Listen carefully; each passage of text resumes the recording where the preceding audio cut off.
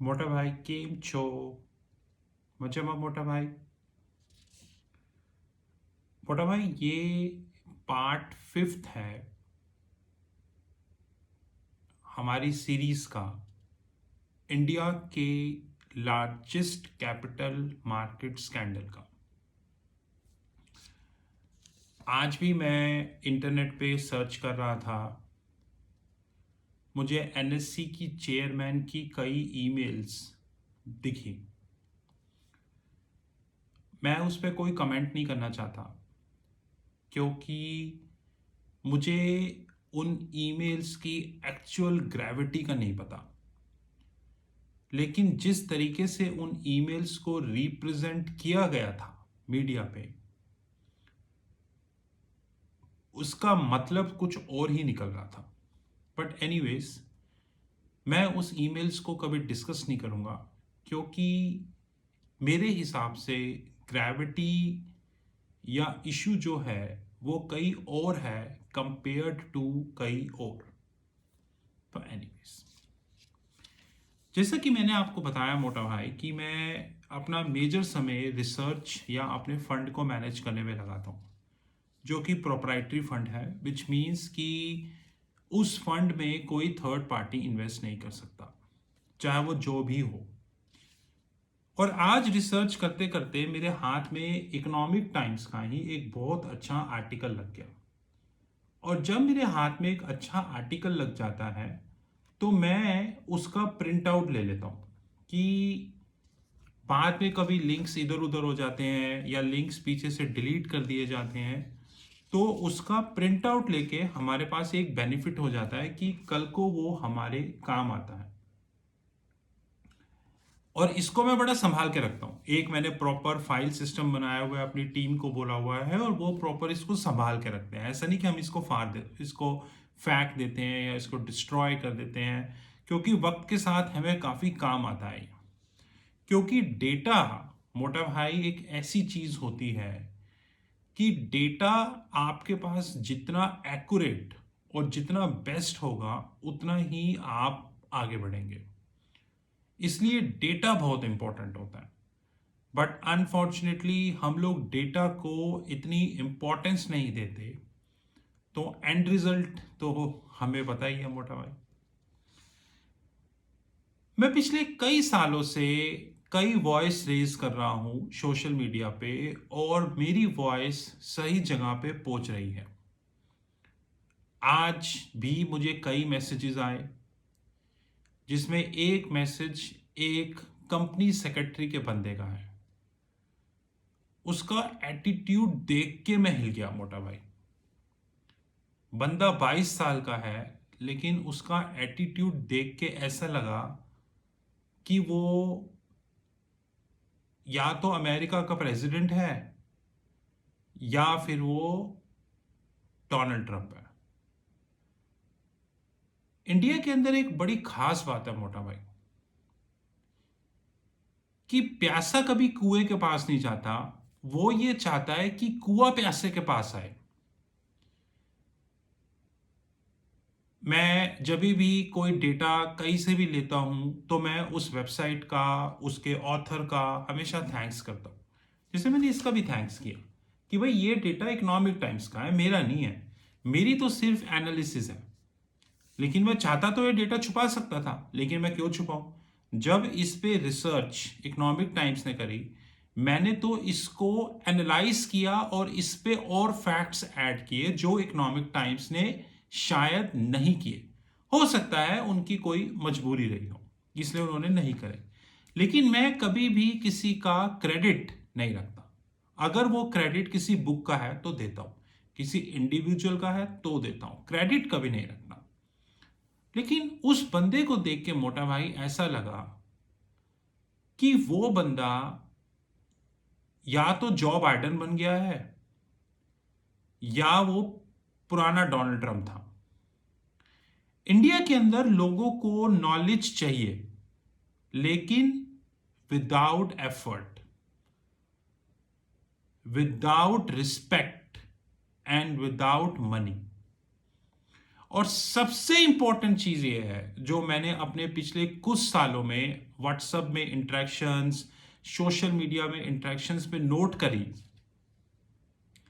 कि जो आपसे नॉलेज मांगने आ रहा है या आ रही है, उसको पता है कि उसके पास नॉलेज नहीं है, लेकिन वो इस तरीके से प्रिटेंड करेगा कि आप उसके लिए कोई वैल्यू नहीं रखते हो।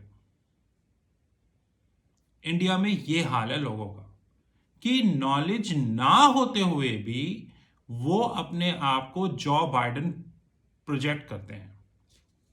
एंड रिजल्ट क्या होता है कि वो कभी भी नॉलेज नहीं ले पाते, क्योंकि हमेशा प्यासे को ही कुएं के पास जाना पड़ता है। कुआं कभी प्यासे के पास नहीं आता। एनीवेज, अब मैं इन चीजों का आदी हो चुका हूं और मुझे पता चल चुका है कि हमारी सोसाइटी किस लेवल तक पहुंच चुकी है। इस पे और डिटेल पे कभी चर्चा करेंगे। पिछले कुछ सालों से मैं एक वॉइस रेस कर रहा हूं और मेरी वॉइस सही जगह पे पहुंच रही है। वो वॉइस है बिग फोर। पिछले कुछ सालों में बिग फोर ने दुनिया में ऐसा कोई देश नहीं है जहां स्कैंडल नहीं किए, और अब तो कहानी और भी मुश्किल हो गई है। वो ये कि पिछले 2-3 स्कैंडल्स में बिग फोर ने अपने ही क्लाइंट को ऑलमोस्ट बैंकरप्ट कर दिया। इस पे भी मैं बात करूंगा सही समय आने पे। मतलब कि अपने ही क्लाइंट को बैंकरप्ट कर दिया सिर्फ पैसे के लिए। तो एक समय था कि बिग फोर्स ऑडिट करते थे गलत, या आंखें बंद करके ऑडिट करते थे, और इन्वेस्टर उस ऑडिट पे विश्वास कर लेता था। आज समय है कि बिग फोर अपने ही क्लाइंट के क्रेडेंशियल्स को जीरो करके सिर्फ पैसा कमाने की सोच रहा है। इसके कई एग्जाम्पल हैं, जैसे कि सत्यम, जैसे कि यस बैंक, जैसे कि इंफ्रास्ट्रक्चर लीजिंग, और ऐसे दुनिया भर के एग्जाम्पल्स हैं। लेकिन एक भी एग्जाम्पल में किसी भी बिग फोर को सैंक्शन नहीं किया गया। यहां तक कि कई गवर्नमेंट प्रोजेक्ट्स में भारत के रेगुलेटर ने भी अपने कई प्रोजेक्ट्स में उन्हीं बिग फोर को लाइसेंस दिया जिनके अगेंस्ट दुनिया भर के चार्जेस लगे हुए हैं। ये हाल है। ये आर्टिकल जो इकोनॉमिक टाइम्स की वेबसाइट में आया, ये 18 नवंबर 2021 का आर्टिकल है, और इस आर्टिकल में बड़ी इंटरेस्टिंग चीजें हैं। मैंने पूरी पढ़ी हैं और इस पे भी मैं डिटेल वीडियो बनाऊंगा। 8 of the large 10 public issues 8 of the large 10 public issues so far in financial year 21, financial year 22, including Paytm, Zomato, Nikia, Policy Bazaar, Cartrade, are either KPMG, Deloitte, PwC और EY as statutory auditors। ये मैं नहीं कह रहा हूं, मैं तो कुछ बोलता ही नहीं, ये तो आर्टिकल बोल रहा है। 8 of the largest 10 public issues so far this financial year, which is financial year 22, जो आप मार्च में क्लोज होगा, including those of Paytm, Zomato, Nikia, Policy Bazaar, Cartrade, have either KPMG, Deloitte, EY, PwC as statutory auditors। और इन सब की achievement कितनी है ये आपको गूगल पे मिल जाएगा, खास तौर पे आइंस्टाइन एंड यंग की। अब आगे बढ़ते हैं मोटा भाई। आपको पता है मोटा भाई, 8 of the largest 10 public issues so far this financial year, including Paytm, Zomato, Nikea, Policy Bazaar, Cartrade, have Big Four as statutory auditors. EY featured in 5 out of top 10 issues, यानी कि 50% केसेस में EY था। 50% cases में KPMG and EY perform audits through their entities called BSR and SR Bartley Boy. The remaining two issues, Sona BLW Precision Holding and Nuvoco Vistas, have large audit firms which are GT and BDO. तो वो भी एक हिसाब से big four ही हैं। GT BDO भी big four ही है, तो उनको आप अलग ना समझें, वो भी बिग फोर ही है। GT का आपको याद होगा कि किंगफिशर में क्या वैल्यूएशन दे दी गई थी। जीटी जब किंगफिशर की बातें हो रही थी तो वो आप गूगल पे चेक कीजिए, आपको दिखेगा, अच्छे से दिखेगा। अब इस पर डिटेल पे चर्चा करेंगे। अब मोरल ऑफ द स्टोरी क्या है मोटा भाई, इस पे बिल्कुल डिटेल पे चर्चा करेंगे। मोरल ऑफ द स्टोरी ये है कि जब हमें पता है कि दुनिया के कई देशों में बिग फोर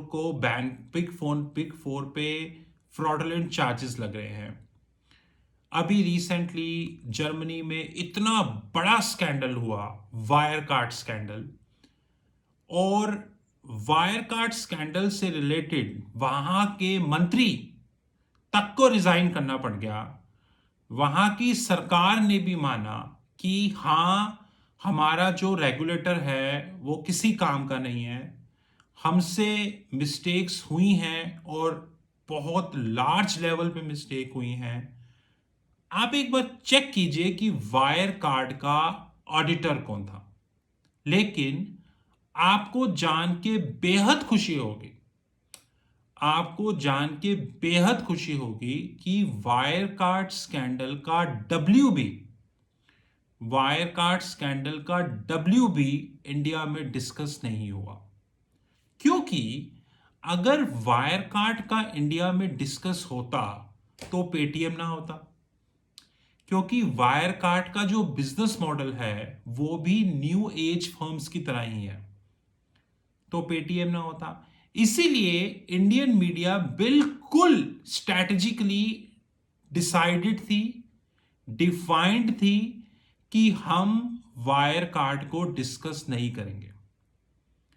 इंडियन इन्वेस्टर इतना नॉलेजेबल, इतना समझदार है कि उसको अभी तक ये नहीं पता कि जर्मनी में जो वायर कार्ड का स्कैंडल हुआ वो था क्या।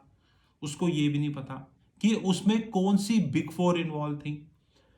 आज आप गूगल पे इस चीज को चेक कीजिए।